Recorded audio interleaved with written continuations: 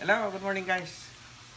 Continue ta og tutorial guys sa part 2 na to nga pagama og symbol og kanang nay net or screens para sa bunsod.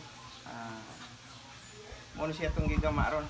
Last time ato ra ning gilahugan og kanini siya guys oh. Ato ra siyang gitusukan og PC. Karong next procedure niya is dikita na to siya og PC. Kay mo man ni siya tasok o nas tasok hikot. Bitangan hikot sa ibabaw sa kawayan. Din ang kaning sa pikas, kaning nga porsyon iyang atbang ato ni siya ilawom guys, tasukan sa ni siya nga malubong sa kuan nga di makagawas ang isda.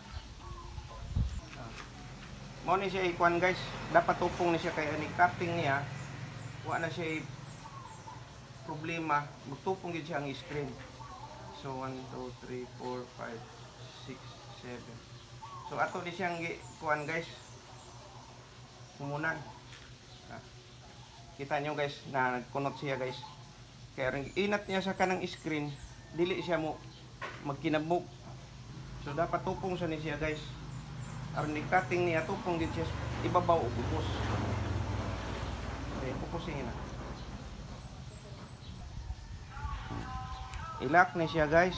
Kanunay kay aron nga naay mabugto na kuan, dili gid siya matangkas.